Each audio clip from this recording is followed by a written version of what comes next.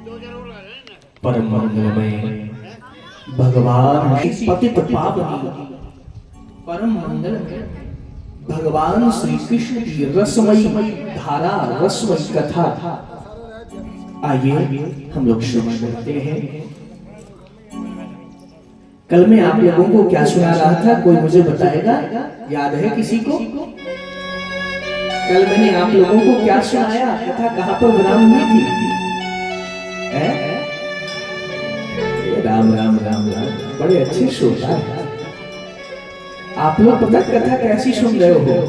पल्ला झाड़ कथा कैसी होती है? आप बैठे, आपकी झोली में किसी ने कुछ अन्न के दाने डाले, आप जब उठ के जाने लगे ना, ले भैया तेरा तुझको अर्पण, जो उन्होंने दिया उसे आपने उनके ऊपर ही फेंक दिया, चलते समय खाली हाथ गए। इसे पल्ला झाड़ कहते हैं। ध्यान से सुना करो, समझा करो और उन बातों को याद रखा करो। प्रेम से बोलो राधे राधे। मेरी कथा प्रेम श्रोता जनों, कल मैंने आप लोगों को भगवान श्री कृष्ण के स्वरूप और स्वभाव के बारे में बताया। भगवान श्री कृष्ण सच्चिदानंद स्वरूप है। सच्चिदानंद का सीधा सा अर्थ होता है सत माने अविनाशी, जो हर समय एक सा रहे। सत्य कौन है? सत्य केवल परमात्मा श्री कृष्ण है, श्रीमन नारायण है, श्री राम है। चित्त कौन है? चित्त श्री कृष्ण है। चित्त माने होता है प्रकाश। दुनिया को प्रकाश देने वाले कौन है? भगवान श्री कृष्ण, श्रीमन नारायण। आनंद कहाँ है भैया? आनंद भगवान के चरणों में है, दुनिया में नहीं है साहब। ये हम लोगों की भूल है जो दुनिया में ढूंढते रहते हैं, इसीलिए कभी खुशी नहीं होते, इसीलिए कभी आनंद से संपन्न नहीं हो पाते। हमेशा आनंद का भाव रहता है जीवन में। क्षणिक सुख, क्षणिक आनंद तो मिल जाता। कल मैंने समझाया था ना विस्तार से, जैसे हमारे मन में कोई ख्वाहिश जगी, हमें फलानी वस्तु चाहिए, फलाना व्यक्ति चाहिए, वो वस्तु वो व्यक्ति जब आपको मिल जाता है तो थोड़े टाइम के लिए मन खुश हो जाता साहब, मन में आनंद हो जाता। लेकिन जब मन में दूसरी ख्वाहिश जग जाती, वो आनंद तुरंत गायब हो जाता। बेस कम करो,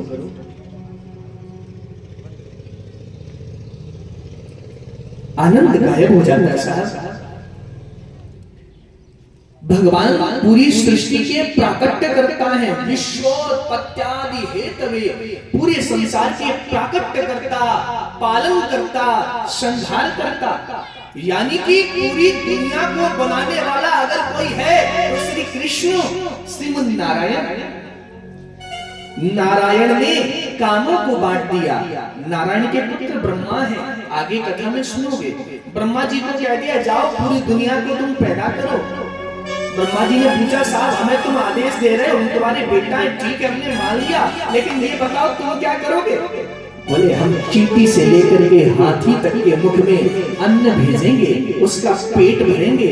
पेट भरने की जिम्मेदारी हमारी है, चाहे वो बच्चा हो, बूढ़ा हो, बालक हो, पशु हो, कोई भी हो, किसी भी योनि का हो, उसके भरण पोषण की व्यवस्था करना ये मेरा कार्य है।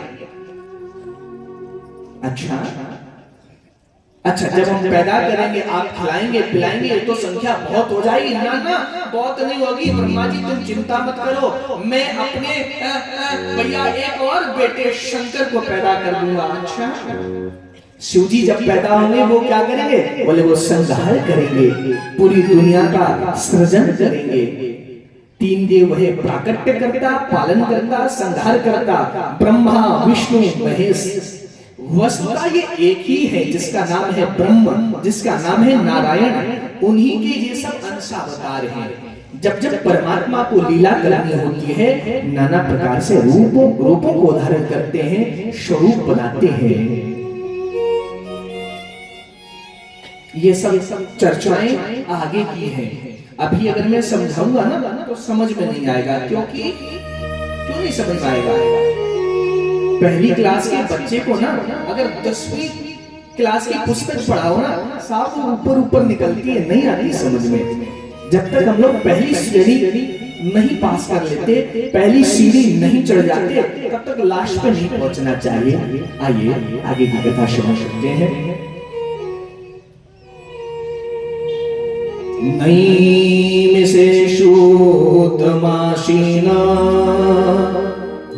मभिवाद्य महामतिं कथामृतरसस्वाद कुशलः सौनको ब्रवीत्। एक बार नैमिषारण्य तीर्थ में, नैमिषारण्य जानते हो कहाँ है? किसी को पता है नैमिषारण्य कहाँ है? नैमिषारण्य एक बहुत विशाल, बहुत सुंदर, बहुत अच्छा तीर्थ है। ये उत्तर प्रदेश के लखनऊ के पास में सीतापुर जिला है, उस जिले में पड़ता है। नैमिषारण्य तीर्थ में एक बार 88,000 महात्मा एक यज्ञ कर रहे थे, एक अनुष्ठान कर रहे थे। उन सभी में एक बहुत बुजुर्ग हैं, वृद्ध हैं, समझदार हैं, या फिर हम ये कहें वो बहुत ज्ञानी हैं। उनका नाम है सनकादिक। तभी क्या होता है, उनके बीच में छोटी सी उम्र के, छोटी सी अवस्था के संत पधारे। जब उन संत का दर्शन इन अन्य महात्माओं ने किया, मन में भाव आया, वाह वाह भैया, वाह वाह, देखो देखो देखो, ये 20 वर्ष का बालक, 20 वर्ष की अवस्था का महात्मा, इसके मुखमंडल पर कितना तेज है, कैसे इसकी आभा प्रवाह है, मानो साहब इसको देख करके ऐसा लगता है हमारे बीच में एक दूसरा सूर्य प्रकट हो गया हो। हाथ जोड़ करके प्रणाम किया। जब सभी महात्मा सूत जी महाराज को प्रणाम करने लगे, सूत जी ने पूछ लिया, भैया आप हमें क्यों प्रणाम कर रहे हैं? हम तो सूत हैं। शनक जी तुरंत बोले, भैया भैया भैया, सूत शब्द मत प्रयोग करो, आप नहीं जानते, बड़े भी भैया कई प्रकार के होते हैं। कोई बल में बड़ा होता है, कोई धन में बड़ा होता है, कोई आयु में बड़ा होता है, साथ कोई ज्ञान में बड़ा होता है। लेकिन याद रखना, उन सब में अगर कोई बड़ा है तो ज्ञान वाला बड़ा है। जिसके पास ज्ञान है उसकी अवस्था साफ चाहे कितनी भी क्यों ना हो, वह सबसे श्रेष्ठ है। ऐसा कह करके सूत जी महाराज को एक सुंदर आसन पर बिठाया और आचमनी द्वारा पूजन किया, सत्कार किया, उनके भोजन आदि की व्यवस्था की। जब सूत जी महाराज विश्राम कर रहे थे, संसादिक महात्मा उनके पास आ गए, हाथ जोड़ करके बोले, महाराज मैं आपसे प्रार्थना करता हूँ, इस दुनिया को जब मैं देखता हूँ ना, लोग खाते पीते सोते अपने बच्चों के भरण पोषण की व्यवस्था करने में पूरी जिंदगी बर्बाद कर देते, साहब ये भी ध्यान नहीं देते क्या अच्छा है क्या बुरा है, क्या करना चाहिए क्या नहीं करना चाहिए। बस धन आए, कहीं से आए, कैसे आए, कोई मतलब नहीं, पैसा आना चाहिए। संसादिक महात्मा कहते, प्रभु इस प्रकार जब मैं दुनिया के लोगों की हालत देखता हूँ, मेरा मन रो पड़ता है। इस कलिकाल के लोगों की मुक्ति के लिए कोई सुंदर सा उपाय बताओ। अज्ञान ध्वांत विध्वंस कोटि सूर्य समप्रभा सूताख्याहि कथा सारम् मम कर्ण रसायनम्। आप न हमारे लिए करोड़ों सूर्यों के समान हो। हम लोग ना मूर्खता में अंधे हैं, हम लोगों में समझ नहीं है। आप बहुत योग्य हैं, आप बहुत ज्ञानी हैं। आप हमें कोई ऐसी कथा सुनाओ साहब, ऐसा कोई दिव्य ज्ञान प्रदान करो जो हमारे कानों को ना रसायन के समान प्रिय लगे। रसायन समझते हो? कोई रस वाला पदार्थ जब खाने को मिलता है ना, जी कहती साहब आनंद आ गया, वो क्या मिठास है साहब, क्या कड़वाहट है, क्या स्वाद है, जीवा आनंद लेती है ना। शौनकादिक महात्मा सूत जी से कहते हैं, महाराज आप हमें कोई ऐसा कथा सार सुनाओ, ऐसा भगवान का पवित्र चरित्र सुनाओ जो हमारे कानों को रसायन के समान प्रिय लगे और इस कलयुग के गुण दोषों से मुक्ति कराने वाला हो, भगवान के चरणों में प्रीति कराने वाला हो। सूत जी महाराज शौनकादिक महात्माओं की बातों को सुनकर कुछ नहीं बोले। शौनकादिक महात्माओं ने विचार किया, बिना प्रशंसा किए काम नहीं चलता। हाँ, अगर किसी से कुछ चाहिए ना तो उसकी थोड़ी सी बड़ाई करो पहले। साहब तुम तो बड़े अच्छे हो, बड़े अच्छे दिखने में लगते हो, बहुत अच्छा बोलते हो, अरे हमने सुना है तुम काम भी बहुत अच्छे अच्छे करते हो। वो खुश हो जाएगा, जब खुश हो जाएगा तो अपनी बात कह देना, तुम्हारी बात मान लेगा। हाँ जी, हाँ जी, जोर से बोलो ना, राधे राधे। आज शौनकादिक महात्मा इसी सूत्र को अपना लेते हैं, सूत जी महाराज की प्रशंसा करने लगते हैं। क्या कहते हैं?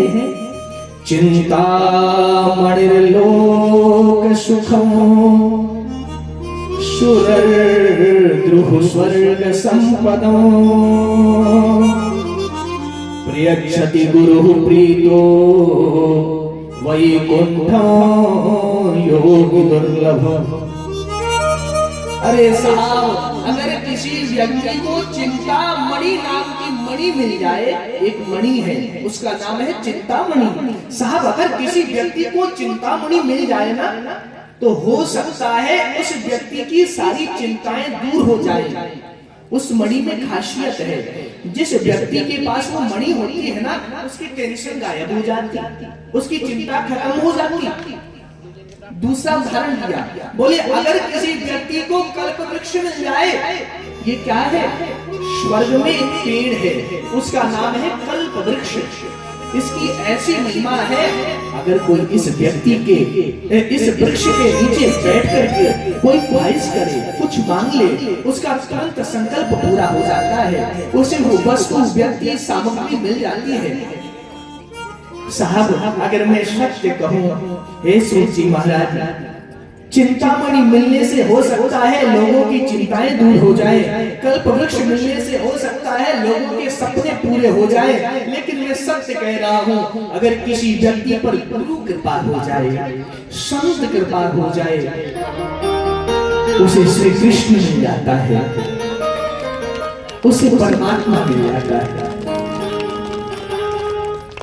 जब सूत जी ने ये शब्द शौनकादिक महात्माओं के सुने, मन खुश हो गया। भैया भैया, अब मैं आप लोगों को ऐसी कथा सुनाऊंगा, इतनी मंगलमयी कथा सुनाऊंगा जो तुम्हारे हृदय में श्री कृष्ण को विराजमान कर दे, राधा कृष्ण की भक्ति को प्रकट कर दे। शौनकादिक महात्मा मन ही मन खुश हो रहे, मन में विचार कर रहे, सूत जी महाराज हमारी बातों से लगता है प्रसन्न हो गए। सूत जी महाराज कहते हैं, शौनकादिक महात्माओं, अब मैं तुमको ऐसी कथा सुनाऊंगा जो कलिकाल से मुक्ति कराने वाली है, कलयुग से तुम्हारा वास्तविक परिचय कराने वाली है। तुम्हें ऐसी कथा सुनाऊंगा जो देवताओं के लिए भी दुर्लभ है। ये भागवत की कथा, भागवत रूपी गंगा देवताओं को भी नहीं मिलती। हाँ साहब, देवता लोग इस कथा को तरसते हैं। ए मेरे शेखुपुर ग्राम निवासियों, तुम लोगों का भाग्योदय हुआ है, तुम लोग बड़े भागी हो। तुम्हारे गांव में चलकर के स्वयं भागवत रूपी गंगा आई है, स्वयं भागवत रूपी भागीरथी बह रही है। साहब गोता लगा लो, जितना भाव में डूबना चाहो डूब लो, खूब प्रेम से कथा को सुन करके भगवान का दर्शन करो। कथा भगवान से प्रीति कराती है। हाँ, कथा में बैठने से संस्कार आते हैं, बुद्धि अच्छी बनती है। बुद्धि में भैया जो विकार होते हैं, गलत बातें होती हैं, हमारे जीवन में जो बुरी आदतें होती हैं, कथा सुनकर के वो दूर हो जाती है। शौनकादिक महात्माओं ने पूछ दिया, महाराज मुझे ये बताओ, देवताओं को कथा नहीं मिलती क्या? बोले ना ना साहब, ये बात समझ में नहीं आई। देवताओं को तो सब कुछ प्राप्त है, भला देवताओं को क्या दुर्लभ है? आज सूत जी महाराज ने बड़ा सुंदर प्रसंग सुना दिया। सूत जी महाराज कहते हैं, परीक्षिते कथां वक्तुं सभायां संस्थिते सुखे। एक बार राजा परीक्षित को एक संत ने श्राप दिया, तुम्हारी 7 दिन में मृत्यु हो जाएगी। तक्षक नाम का सांप आएगा, वो तुम्हें डसेगा, उसके खाने से, काटने से, डसने से तुम्हें मरना पड़ेगा। राजा परीक्षित ने जब सुना है, भैया भैया मुझे 7वें दिन मरना पड़ेगा, मन में विचार करने लगे मुझे क्या करना चाहिए। ऐसा विचार करके दुनियादारी को छोड़ दिया, घर परिवार छोड़ दिया, राज्यपाट छोड़ दिया, सारी संपत्ति को त्याग दिया। 2 वस्त्रों में, एक नीचे धोती, एक ऊपर गमछा अचला लपेट करके आप चल पड़े हैं। गंगा जी के तट पर बैठ करके भागवत की गंगा में भागवत कथा को सुनने लगे। सुखदेव जी महाराज सुना रहे हैं, परीक्षित जी बैठ करके सुन रहे। तभी क्या होता है, एक घटना घटी। स्वर्ग से कुछ देवता इंद्र, वरुण, अग्नि, शूर आदि सब वहां पर पहुंचे।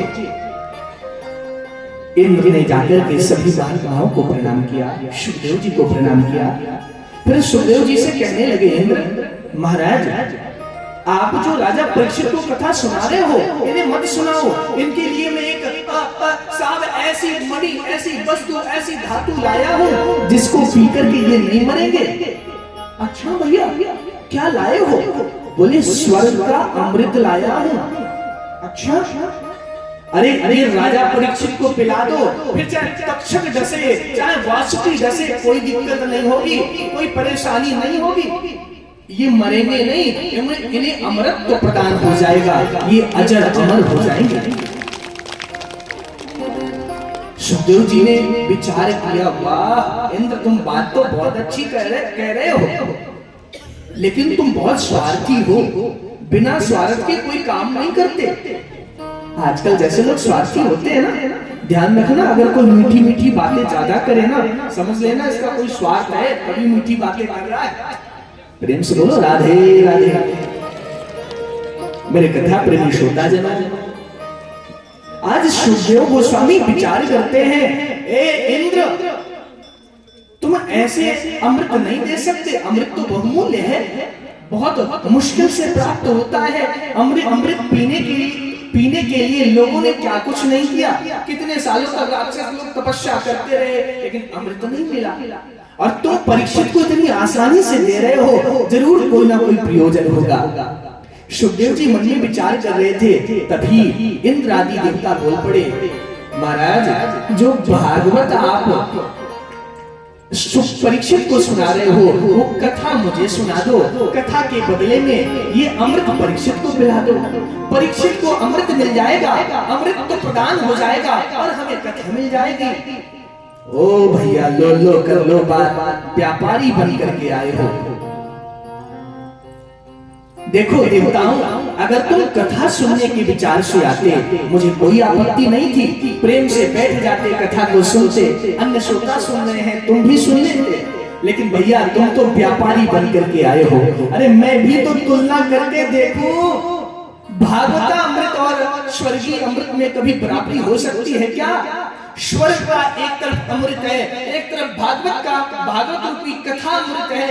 कथा अमृत और स्वर्ग अमृत में कभी बराबरी नहीं हो सकती। सुखदेव जी मन में विचार करने लगे, क्वश्वधा क्व कथा लोके क्व काचः क्व मणिर्महा ब्रह्मरातो विचार्यैवं तदा देवान् जहाशः। अरे भैया देखो देखो देखो देखो, कांच का टुकड़ा और मणि इनमें बराबरी नहीं हो सकती। अगर कोई व्यक्ति आपके पास में आए, आपसे कहे भैया सुनो, हमारे पास एक कांच का टुकड़ा है, हमें रास्ते में पड़ा मिला था, हम ये चाहते हैं इस कांच के टुकड़े को तुम अपने पास रख लो। ठीक है साहब, लाओ, रख लेते।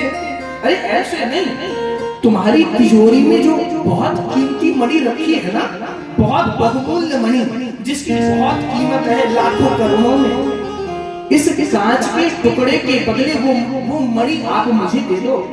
आप यही कहोगे भैया तुम ही तो दुनिया में होशियार हो, बाकी तो सब मूर्ख हैं, मणि के बदले तुम मुझे कांच दे रहे हो। साहब ऐसे ही जो स्वर्ग का अमृत है ना, एक रोड पे पड़ा हुआ, सड़क पे पड़ा हुआ, रास्ते पे पड़ा हुआ कांच का टुकड़ा है। भागवता अमृत जो है, भागवत कथा जो है, वो बहुमूल्य है, तिजोरी में रखी हुई एक बहुत कीमती मणि है। इसकी बराबरी स्वर्ग के अमृत से नहीं हो सकती। तुम्हें एक छोटा सा उदाहरण समझाना चाहता हूं। स्वर्ग क्या है जानते हो? स्वर्ग किसे कहते हैं? स्वर्ग क्या है? स्वर्ग 5 स्टार होटल देखा आप लोगों ने? एक प्रकार से बहुत सुंदर, बहुत सुविधाओं से भरा हुआ होटल है। आपने कोई ख्वाहिश की, आपने ऑर्डर किया फलानी चीज चाहिए, आपके पास पहुंचेगी। फलानी वस्तु चाहिए, फलानी चीज खाने में चाहिए, पहुंच जाएगी साहब। कब तक? जब तक पॉकेट में मनी है, पैसा है। और अगर पैसा जेब से खाली हो जाए, खत्म हो जाए, आपको भैया मैं फलानी चीज दो, बोलेंगे साहब नहीं है। अरे चीज की तो, सामग्री की तो बात छोड़ दो, अगर आप उसमें 10, 20, 50 मिनट और रहना चाहे, सोना चाहे, बैठना चाहे, साहब रह नहीं सकते, क्योंकि आपके जेब में पैसा नहीं है। ऐसे ही स्वर्ग है। स्वर्ग में आप तब तक बड़े प्रेम से रह सकते हो जब तक आपके पास पुण्य रूपी कमाई है, पुण्य रूपी पैसा है। जैसे ही आपके पुण्य समाप्त होते हैं, पुण्य छीन होते हैं, स्वर्ग से धक्के मार करके भगा दिया जाता है। भैया जाओ जाओ जाओ, तुम्हारा इस दुनिया में कोई काम नहीं। हमें फिर मृत्यु लोक पे आना पड़ता है, लोगों के ताने बाने सुनने पड़ते साहब, लोगों की बातों को सुनना पड़ता, लोगों के धक्के खाने पड़ते हैं। पुनरपि जननी पुनरपि जननम है, पुनरपि जननी जठरे शयनम, बार बार मरना पड़ता है, बार बार पैदा होना पड़ता है, दुनिया में रहना पड़ता है, साफ अच्छा बुरा देखना पड़ता है। हाँ, और भागवतामृत क्या है? भागवत कथा क्या है? भागवत कथा ऐसा अमृत है, इसे जो एक बार पी लेता है ना, एक बार अपने ओठों से लगा लेता है ना, उसे दोबारा पैदा नहीं होना पड़ता, बार बार मरना नहीं पड़ता। ना मेरे माई बाप, एक बार कथा सुनने से गोविंद के चरणों का धाम उसी वैकुंठ मिल जाता है, वैकुंठ में जगह मिल जाती है। वहां पर जाने के बाद तुम्हें फिर नहीं पैदा होना पड़ेगा, फिर नहीं मरना पड़ेगा, दुनिया के लोगों की अच्छी बुरी बातों को नहीं साफ सुनना पड़ेगा। हाँ, ऐसी पवित्र कथा है, ऐसा सुंदर भागवत का कथा सार है। बोले भागवत भगवान की।